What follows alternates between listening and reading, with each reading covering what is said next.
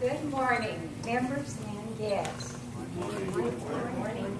My first love affair in California was when I ran away from 9 feet snowdrifts and a party town that didn't serve me well after all. It was Steamboat Springs, Colorado. Skiing had gotten a little old, and I knew that I was in really bad shape mentally when I purchased a poster of the beach and pasted it over the window so I couldn't see the snow, literally piling up higher than our windows. So it was goodbye, Steamboat Springs, Colorado, and hello, San Diego. My mother had been working on me for years. A longtime resident of San Diego, should have been a member of the Chamber of Commerce. She said, after all, California has everything. I'm inclined to agree with her. You can get lower in California and higher in California than anywhere else in the continental United States. Well, consider this.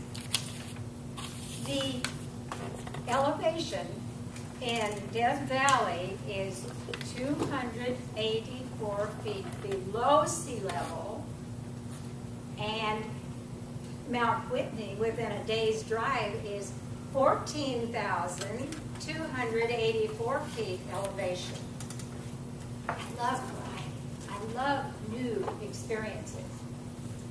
So when you fly to San Diego, you know you're in for something different.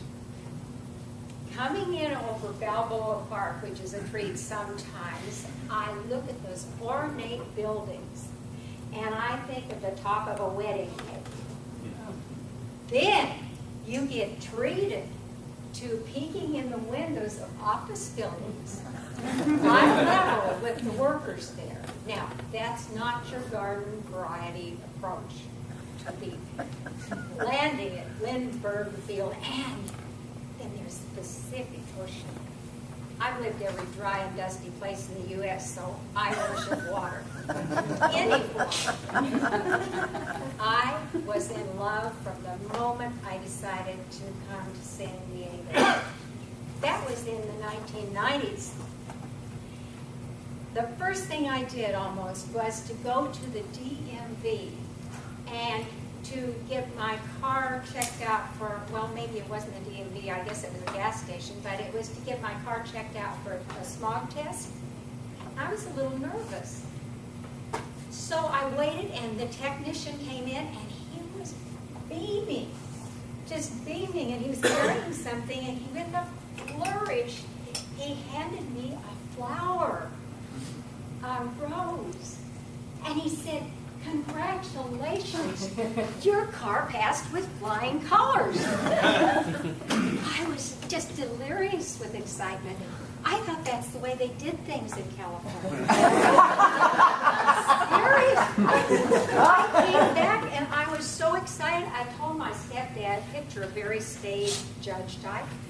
I said, "I got a flower just for passing a smog test with my car." And he said, "I've been getting smog tests for years, and I never once got a flower." So, you know, love is blind sometimes, and I know that there are flaws in California. But let me tell you something really serious there.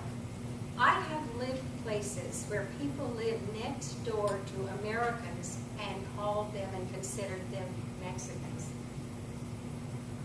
I like the bumper stickers here and the sentiment behind them that says something about unite or tolerance, the idea, you know what I'm talking about.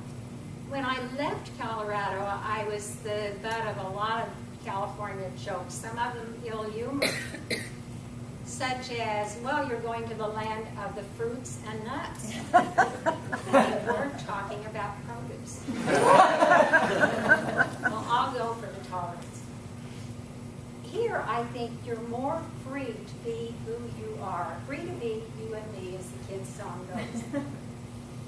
And, you know, that has to give rise to creativity.